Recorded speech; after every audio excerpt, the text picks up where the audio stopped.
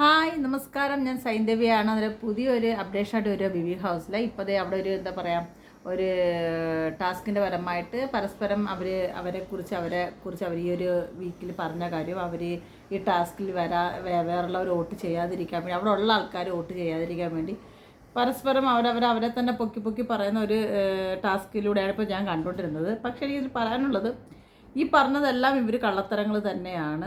ഇവർ ഒന്നും ജെനുവനായിട്ടല്ല അവിടെ നിൽക്കുന്നതെന്ന് നമുക്ക് വ്യക്തിപരമായിട്ടറിയാം.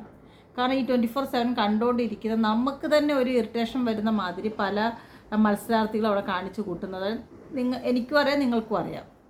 അപ്പം ഞാൻ ചോദിക്കുകയാണ്, ഇപ്പം ഈ ഒരു ടാസ്ക് എന്ന് വെച്ചാൽ പരസ്പരം വേറുള്ളവർ നോമിനേഷൻ ചെയ്യാതിരിക്കാനുള്ള ഒരു കാര്യങ്ങളാണ് പറയുന്നത്. പക്ഷേ ഈ പറഞ്ഞതിലൊക്കെ എന്തെങ്കിലും ഒരു പരമാർത്ഥതമുണ്ടോ, ഇല്ലെങ്കിൽ പരമാർത്ഥമായിട്ടാണോ ഇവരുടെ നിന്നത്, ഇവർ യാഥാർത്ഥ രൂപമാണോ കാണിച്ചത് ഒക്കെ ഒന്ന് ശരിക്കും നമുക്കത് മനസ്സിലാക്കാനുണ്ട്. അപ്പോൾ ഇപ്പം ഒരു ബോർഡ് കൊടുത്തിട്ടുണ്ട്. ബോർഡിൽ ഇവർക്ക് ഇപ്പം ഇതിൽ 6 പേരെയാണ് അതിൽ അവർ തിരഞ്ഞെടുക്കേണ്ടത്. ഫസ്റ്റ് മുതൽ അനീഷാണ് തുടങ്ങിയിരിക്കുന്നത്. അപ്പോൾ ഈ ഒരു ഇതിൽ ഏറ്റവും കൂടുതൽ എന്താ പറയുക, നോമിനേഷൻ ചെയ്യപ്പെടാൻ വ്യക്തി അനീഷ് തന്നെ ആയിരിക്കുമെന്ന് നമുക്ക് പറയാം. അപ്പം ഇതാണ് ഇപ്പോൾ നടന്നുകൊണ്ടിരിക്കുന്ന പുതിയ അപ്ഡേഷൻ. പക്ഷേ ഈ ബിഗ് ബോസ് വന്ന് പറഞ്ഞിരിക്കുന്നു, ഇപ്പം ഇതിൻ്റെ ലിപ്സ്റ്റിക്കിൻ്റെ കാര്യങ്ങളൊക്കെ പറഞ്ഞു. പക്ഷേ ശരിക്കും ഒരു പുട്ടിയടിച്ച രീതി തന്നെയാണ് ഇപ്പോൾ നമ്മൾ ക്യാമറ മുമ്പിൽ കാണാം നമ്മുടെ ജെസിൽ ഇരിക്കുന്നത്. കാരണം പുള്ളിക്കാരുടെ ചുണ്ടിൽ ലിപ്സ്റ്റിക്കൊക്കെ കിടക്കുന്ന മാതിരി തന്നെ ഫീലുണ്ട്.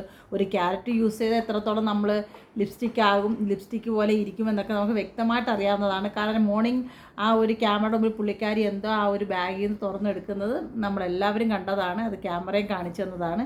പക്ഷേ എവിടേക്കോ എന്തൊക്കെയോ ഒരു നിഗൂഢമായ രീതിയിലാണ്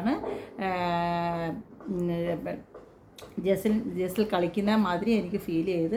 എന്തൊക്കെയോ സാധനം എവിടേക്കോ ഒളിപ്പിച്ച് വെച്ചിട്ടുണ്ട്. പിന്നെ അതുപോലെ തന്നെയാണ് ഒരു കാരണവുമില്ലാതെ ചുമ്മാതെ കയറി എന്തൊരു കോമാളിയുടെ രീതി പറഞ്ഞ് ഒരു